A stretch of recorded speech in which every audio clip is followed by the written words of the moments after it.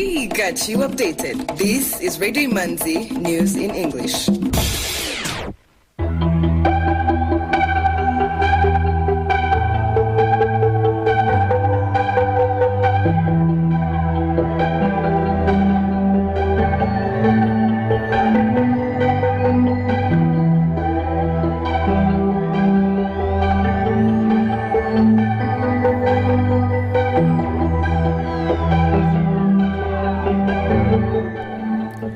You are tuned to Radio Imanzi broadcasting from Kigali. Here is the news in English brought to you by Fiona Muganwa. The headlines. President Paul Kagame received Director General of the French Development Agency. The mayor of Kigali City, Rwanda Prudence, officially opened the annual City of Kigali and the Private Sector Federation Dialogue meeting. The Minister of Trade and Industry mapped out some of the most investment-needing areas in the economy. Qatar will host for the first time in the country's history the World Cup. Now the news in detail.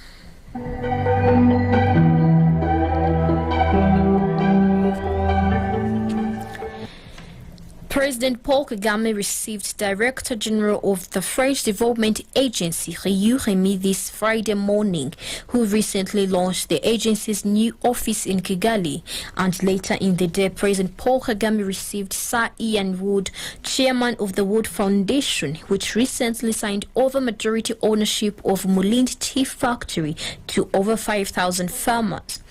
The factory produces 18 million kilos of green leaf per year and becomes the first smallholder-owned tea factory in Rwanda. The mayor of Kigali City, Rwanda Prudence, officially opened the annual City of Kigali and the Private Sector Federation Dialogue meeting that brings together private sector federation committees, high-ranking investors and business leaders to discuss and share possible business ideas in the development of the city.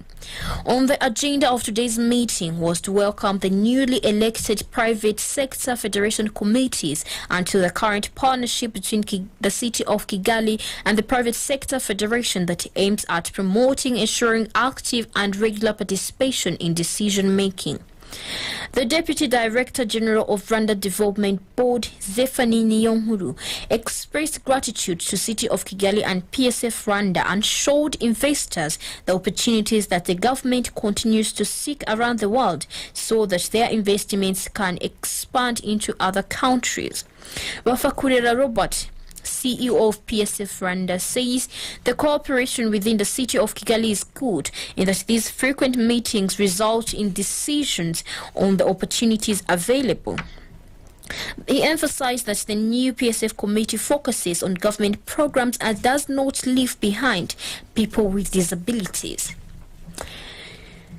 The use of science and technology to deal with the impacts of COVID-19 pandemic in developing countries is viewed as one of the possible tools that can provide long-term solutions to problems caused by this pandemic. This was pointed out in the first Rwanda Science, Technology and Innovation Conference.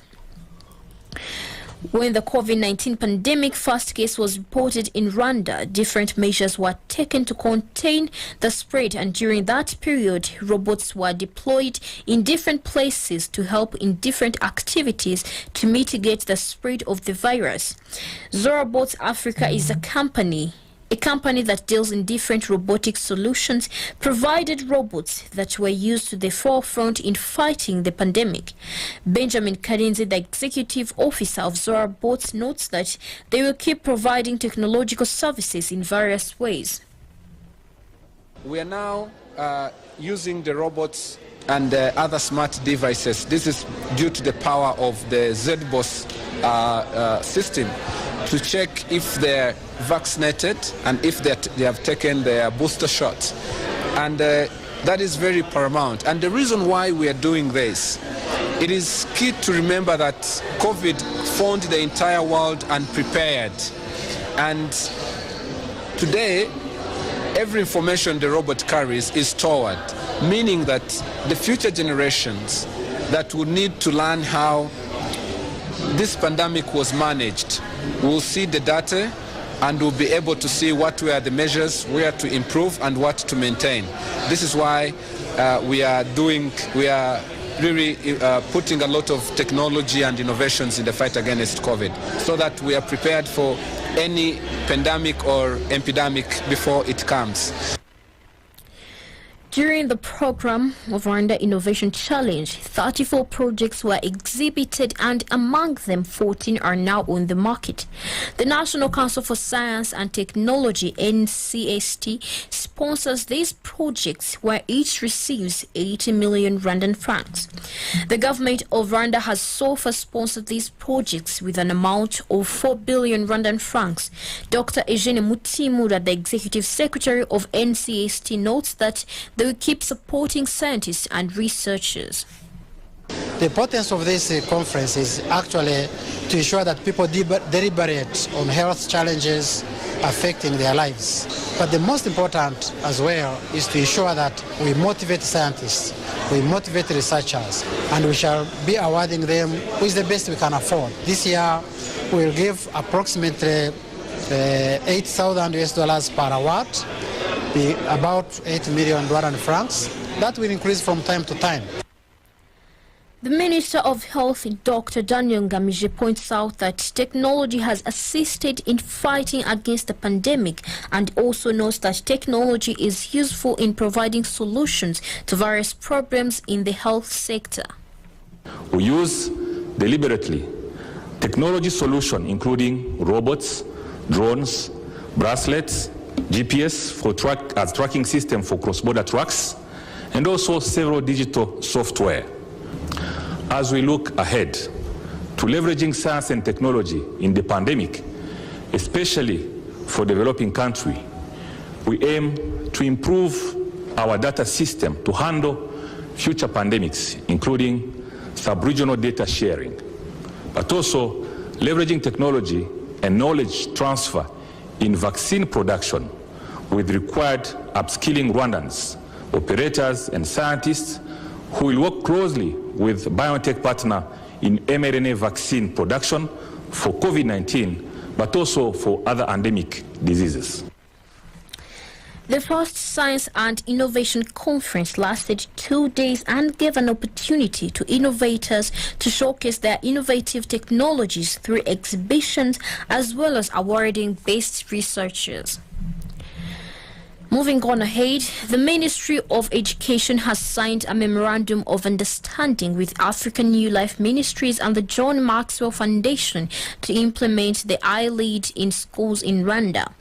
Pascal Gatabazi, Chief Technical Advisor in the Ministry of Education, highlights on how it will be of good value. This program has such a curriculum that increases one's self-worth, confidence and self-awareness.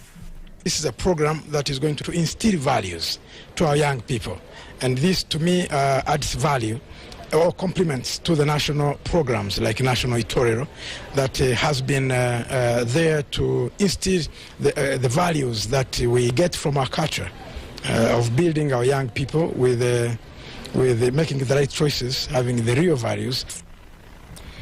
The students, Ben and Hiba, expressed their views regarding the iLead program and gave out their opinions on what they expect in the future. Every student that has finished with the 3 years is now mature enough to know what they want to do in life, because as leaders you become more open-minded, so you can take that to your advantage, and now you learn more, or now you know how to dig deep down and know what your true passion is, because now before this your attitude to certain situations will change. I really wish that I become a version of myself that I never expected I could become. We've only done this program for a short 6 weeks, but in those 6 weeks we've grown as a collective and as individuals.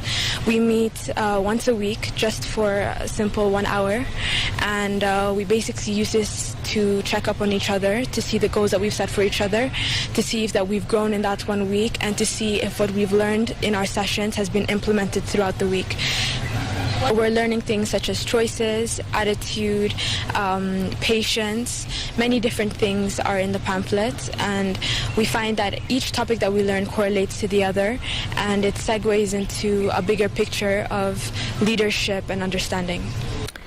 Dr. Charles Mujisha, the founder and president of African New Life, points out the advantages of this value-added program. The iLead program is a youth leadership program, development program that was conceived by Dr. John C. Maxwell. Shaping students, we are shaping future, not only Rwandan leaders, but Rwandan global leaders coming out of our nation. In fact, this program has come to enhance what the country is already doing, but in one way or the other, to give our younger people a broader global platform in the area of value-based leadership. We've also translated the entire program into Kenya, Rwanda. So for students who don't use English, they will be able to take on the program in the local language. Mr. John Griffin, the Director of Global Programs in EQUIP and Maxwell Leadership Foundation, talks on why they have chosen Rwanda. Dr. John Maxwell has developed the elite program after 40 years of working with leaders of all spheres all over the world. iLead has been practicing in only 3 countries in South America, impacting over 1.8 million students in those countries. Rwanda is the first African country that has been identified to pioneer iLead in Africa. Rwanda is the first African continent. We chose Rwanda because basically it was the right time, the setting, the place, the people. It was the right time to watch students who have left gangs, who have not returned to juvenile prisons, who've taken responsibility and are now servant leaders in their community. So we get very inspired by the students. The people here are saying is, you may not have a lot of natural resources to export to the world, but you're going to export leadership to the world. They have been currently working in 11 schools of Kigali City. The next step is to reach 30 schools in Rwanda with about 8,000 students participating. This is a great initiative under the Ministry of Education by African New Life and John Maxwell Foundation. Moving on ahead, the Minister of Trade and Industry, Beata Habyarimana, has mapped out some of the most investment-needing areas in the economy of Rwanda to Belgian business people who are in the country.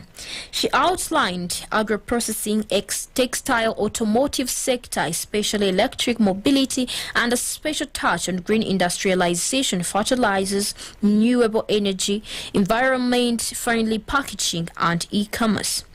Elaborating more on the e-commerce sector, she said that despite the significant uptick of the digital economy over the past 2 years, mainly driven by the series of lockdowns the country went through, there is still a lot to be built in that area.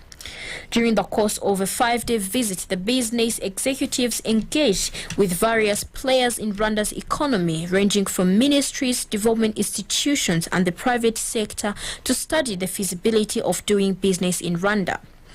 We shall continue with some items of international news after the advertisement.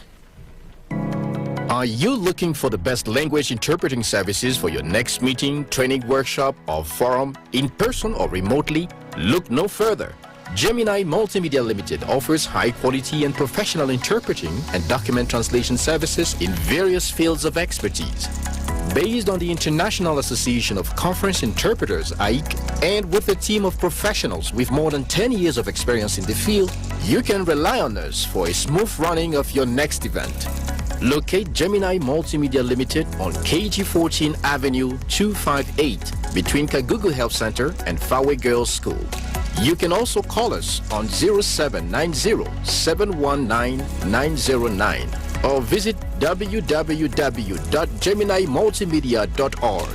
Gemini Multimedia Limited. Speak clearly. Listen reliably.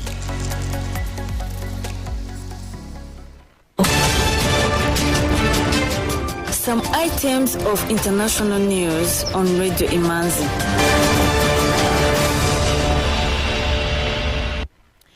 Welcome back. Tanzania's President Samia Suluhu Hassan has made a mini reshuffle nearly 3 months after she made major changes to the cabinet that saw her deal family with emerging dissent in her party and bring her loyalists into government. In the new changes announced by the Directorate of Presidential Communication Thursday evening, the Constitution and Legal Affairs Minister George Simba Chawene moves to the office of the Prime Minister Parliament, Policy and Coordination, which was headed by Dr. Pindi Chana. Dr. Chana, who joined the cabinet in the January reshuffle, has been moved to the Ministry of Natural Resources and Tourism, replacing Dr. Damas Dumabro, who now takes over the Constitutional and Legal Affairs docket. South Africa's President Cyril Ramaphosa testified on Friday at the Human Rights Commission's investigative hearings into the July unrest. Ramaphosa took an oath before the commission on Friday morning and began to testify on his responsibility as head of state during the deadly riots. Burkina Faso has dismissed regional bloc ECOWAS' expression of serious concern about its 36-month transition period and calls for the immediate release of former President Roch Marc Christian Kabore. A few days after the summit of ECOWAS heads of state held in Accra on March 25th, the Burkina government reacted Thursday saying it will do things on its own terms. The first international aid convoy in 3 months is on its way to Ethiopia's war-stricken Tigray region, the UN said on Friday, 1 week after the government and Tigrayan rebels agreed to a conditional truce. The arrival of aid in Tigray, where hundreds of thousands of people face starvation, could help shore up the Sheikh ceasefire between Prime Minister Abiy Ahmed's government and the Tigray People's Liberation Front. People on the streets of the Tunisian capital expressed distrust in their elected representatives Thursday, a day after the president dissolved parliament in a blow to the country's young democracy.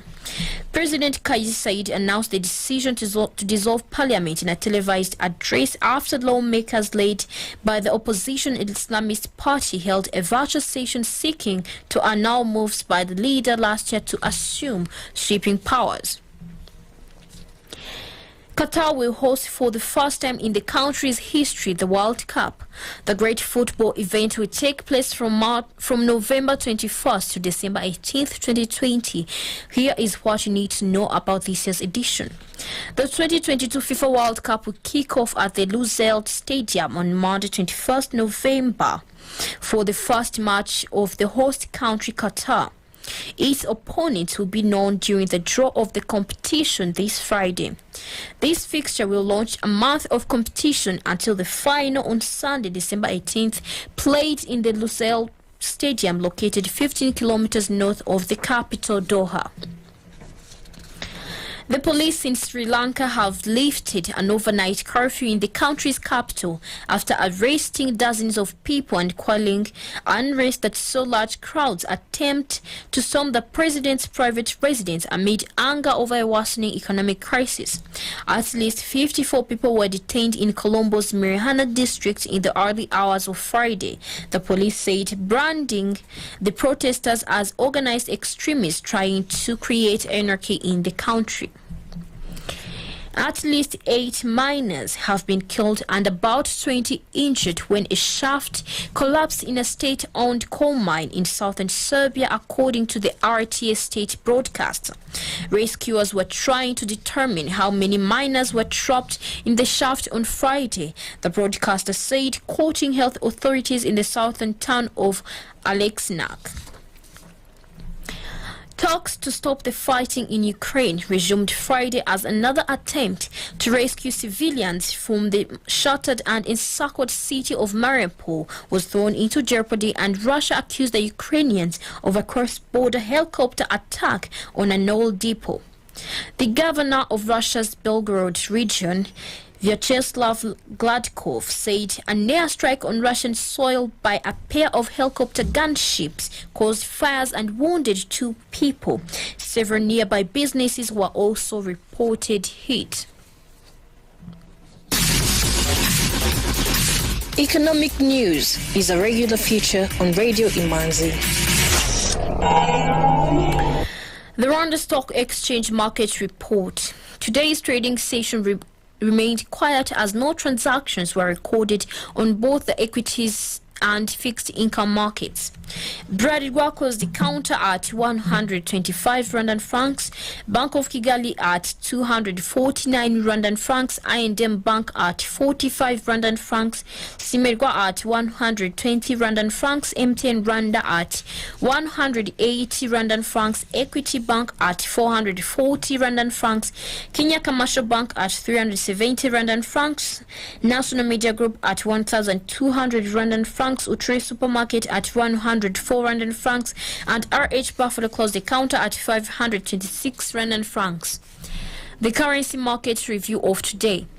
The Kenyan shilling buy price was 8.7 Rwandan francs and the selling price was 8.9 Rwandan francs. Tanzanian shilling buy price was 0.43 Rwandan francs and the selling price was 0.44 Rwandan francs. The Ugandan shilling buying price was 0.28 Rwandan francs and the selling price was 0.286 Rwandan francs. The Burundian franc buying price was 0.49 Rwandan francs and the selling price was 0.5 Rwandan francs. The US dollar buying price was 1,008 Rwandan francs and the selling price was 1,028 Rwandan francs. The British pound buying price was 1,322 Rwandan francs and the selling price was 1,348 Rwandan francs. The euro buying price was 1,115 Rwandan francs and the selling price was 1,138 Rwandan francs. Now today's weather forecast from the Rwanda Meteorology Department. From 6 in the evening to midnight, rain is expected in Kigali City, Western Province, Bugesera, Ngoma, Kirehe, Musanze, Muhanga, Ruhango, Huye, Gisagara, Nyanza, Nyaruguru, and Nyamagabe districts, while the rest of the country is expected to be partly cloudy. The average wind speed expected is of between 3 meters per second and 4 meters per second. From midnight to 6 in the morning, it is expected to be mostly cloudy in all parts of the country. The average wind speed expected is of between 3 meters per second and 4 meters per second. The minimum temperature is to be 11 degrees Celsius tomorrow morning in Nyabihu district. With that, we come to the end of tonight's edition. I'm Fiona Umuganwa.